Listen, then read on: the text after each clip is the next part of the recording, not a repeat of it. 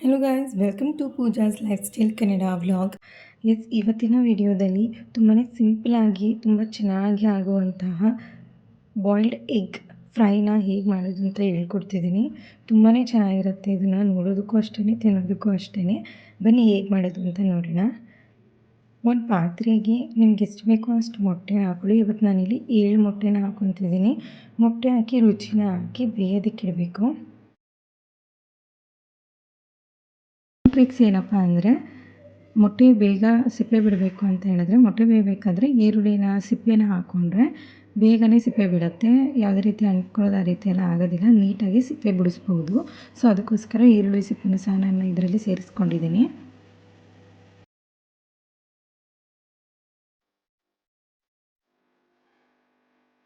ನೋಡಿ ಎಷ್ಟು ಈಸಿಯಾಗಿ ಮೊಟ್ಟೆ ಸಿಪ್ಪೆ ಬರ್ತದೆ ಅಂತ ಹೇಳಿ.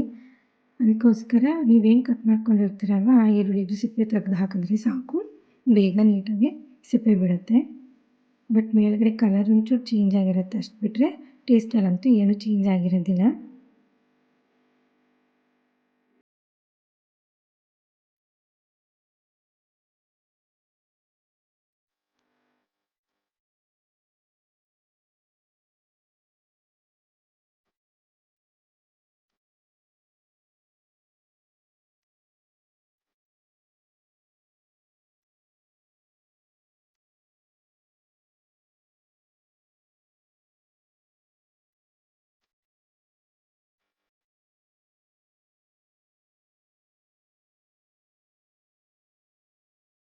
ಬಿಡಿಸಿಟ್ಕೊಂಡಿರೋ ಮೊಟ್ಟೆನೆಲ್ಲ ನೀಟಾಗಿ ಇನ್ನೊಂದು ಸತಿ ತೊಳ್ಕೊಬೇಕು. ಏನಕ್ಕಂದರೆ ಮೊಟ್ಟೆ ಸಿಪ್ಪೆ ಬಿಡಿಸಿರ್ತೀವಲ್ವ, ಅವಾಗ ಚಿಕ್ಕ ಚಿಕ್ಕ ಪಿಸರೇನಾದರೂ ಮೊಟ್ಟೆಲಿದ್ದರೆ ತೊಳೆದಾಗ ಎಲ್ಲ ನೀಟಾಗಿ ಹೊರ್ಟೋಗುತ್ತೆ.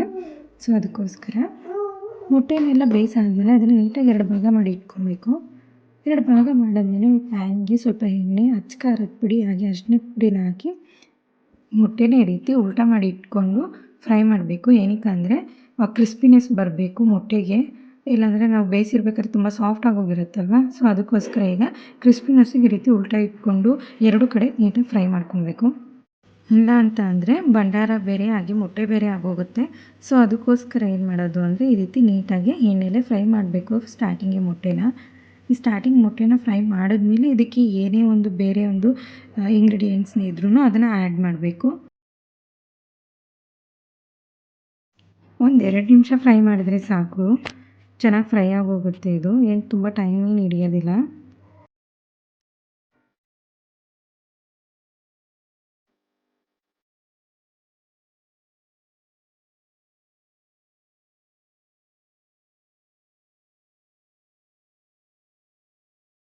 ಮೊಟ್ಟೆಲ್ಲ ಚೆನ್ನಾಗಿ ಫ್ರೈ ಮಾಡ್ಕೊಂಡ್ಮೇಲೆ 2 ದಪ್ಪ ಈರುಳ್ಳಿ, ಹಾಗೆ 2 ದಪ್ಪ ಮೆಣಸಿನ್ಕಾಯಿ, ಹಾಗೆಯೇ 2 ಹಸಿರು ಮೆಣಸಿನ್ಕಾಯಿ, ಸ್ವಲ್ಪ ಕೊತ್ತಂಬರಿ ಸೊಪ್ಪು, ಈರುಳ್ಳಿ ಮತ್ತು ದಪ್ಪ ಮೆಣಸಿನ್ಕಾಯಿನ ಉದ್ದುದ್ದಕ್ಕೆ ಕಟ್ ಮಾಡ್ಕೊಳ್ಳಿ. ಹಸಿರು ಮೆಣಸಿನ್ಕಾಯಿನ ತುಂಬ ಸಣ್ಣದಾಗಿ ಕಟ್ ಮಾಡ್ಕೊಳ್ಬೇಕು.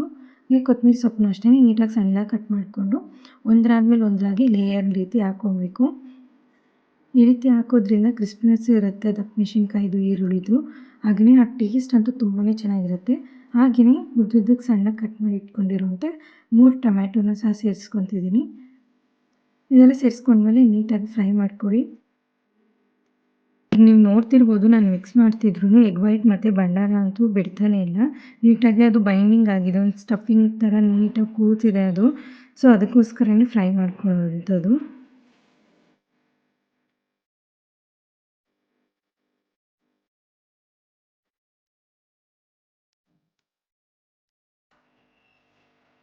ಇದೆಲ್ಲ ಬೇಗ ನೀಟಾಗಿ ಫ್ರೈ ಆಗಬೇಕು ಅಂತ ಹೇಳಿದ್ರೆ ಆಗಲೇ ರುಚಿಗೆ ತಕ್ಕಷ್ಟು ರುಚಿನ ಸೇರಿಸ್ಕೊಳ್ಳಿ. ಆದರೆ ರುಚಿ ಸೇರಿಸ್ಕೊಬೇಕಾದ್ರೆ ಸ್ವಲ್ಪ ನೋಡ್ಕೊಂಡು ಸೇರಿಸ್ಕೊಳ್ಳಿ. ಏನಕ್ಕಂದರೆ ನಾವು ಮೊಟ್ಟೆ ಬೇಯಿಸೋದಕ್ಕೂ ರುಚಿ ಹಾಕಿರ್ತೀವಿ. ಸೊ ಬರೀ ಮಸಾಲ ಮಾತ್ರ ನಾವು ನೀಟಾಗಿ ರುಚಿ ಹಿಡ್ಕೊಳ್ಳೋ ಅಷ್ಟು ಮಾತ್ರ ರುಚಿ ಹಾಕ್ಕೊಬೇಕು.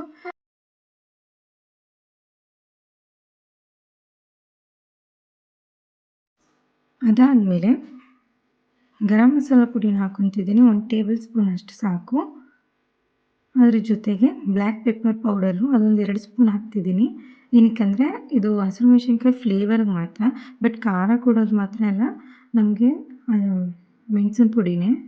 ಅದ್ರ ಜೊತೆಗೆ ಒಂಚೂರು 1/4 ಟೀ ಸ್ಪೂನ್ ಅಷ್ಟು ಮಾತ್ರ ಅಚ್ಚ ಖಾರದ ಪುಡಿನ ಸಹ ಸೇರಿಸ್ಕೊತಿದ್ದೀನಿ. ಇದೆಲ್ಲ ಆದಮೇಲೆ ನೀಟಾಗಿ ಚೆನ್ನಾಗಿ ಫ್ರೈ ಮಾಡ್ಕೊಳ್ಬೇಕು. ಫ್ರೈ ಮಾಡಿ 5 ನಿಮಿಷ ಬೇಯೋದಕ್ಕೆ ಬಿಟ್ಟರೆ ಸಾಕು. ರುಚಿ ರುಚಿಯಾದ ಬಾಯ್ಲ್ಡ್ ಎಗ್ ಫ್ರೈ ರೆಡಿ ಆಗುತ್ತೆ. ಇದನ್ನು ಒಂಚೂರು ಚೆನ್ನಾಗಿ ಟೊಮೆಟೊ ಎಲ್ಲ ಸ್ವಲ್ಪ ಬೇಯೋದಕ್ಕೆ ಒಂದು 1/4 ಲೋಟದಷ್ಟು ಮಾತ್ರ ನೀರನ್ನ ಸೇರಿಸ್ಕೊತಿದ್ದೀನಿ. ಒಂದು ಸ್ವಲ್ಪ ಸಾಕು, ಜಾಸ್ತಿ ಎಲ್ಲ ಸೇರಿಸ್ಕೊಬಾರ್ದು. ಒಂಚೂರು 1/4 ಲೋಟದಷ್ಟು ಮಾತ್ರ ನೀರನ್ನು ಸೇರಿಸ್ಕೊಂಡು ಒಂದು 5 ನಿಮಿಷ ಬೇಯೋದಕ್ಕೆ ಬಿಟ್ಟರೆ ಸಾಕು. ನಮ್ಮ ಬಾಯ್ಲ್ಡ್ ಎಗ್ ಫ್ರೈ ರೆಡಿ ಆಗುತ್ತೆ.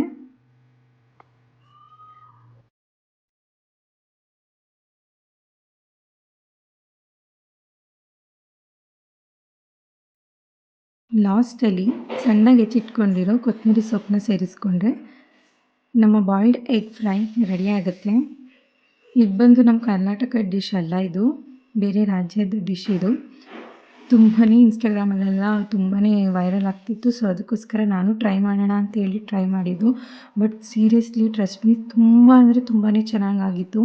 ಎಷ್ಟು ಚೆನ್ನಾಗಾಗಿತ್ತು ಅಂದರೆ ಇದು ಚಪಾತಿ, ರೈಸ್ ಜೊತೆ ಎಲ್ಲದ್ರ ಜೊತೆನೂ ತುಂಬ ಸೂಟಬಲ್ ಒಂದು ಡಿಶ್ ಇದು.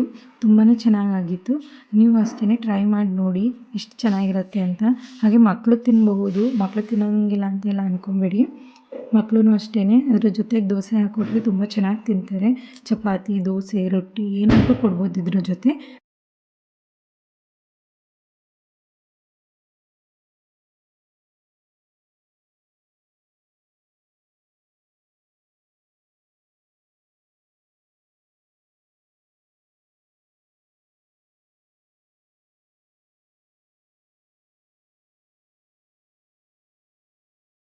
ಇವಾಗ ನಮ್ಮ ಬಾಯ್ಲ್ಡ್ ಎಗ್ ಫ್ರೈ ರೆಡಿ ಆಗಿದೆ.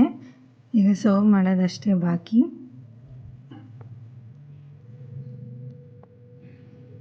ನೋಡಿ ಎಷ್ಟು ಚೆನ್ನಾಗಿದೆ ಅಂತ ಹೇಳಿ. ಫುಲ್ ಫ್ಲೇವರ್ಫುಲ್ ಆಗಿರುತ್ತೆ. ಒಂದು ಬೈಟ್ ತಿಂದರೆ ಸಾಕು, ತುಂಬಾ ಚೆನ್ನಾಗಿರುತ್ತೆ.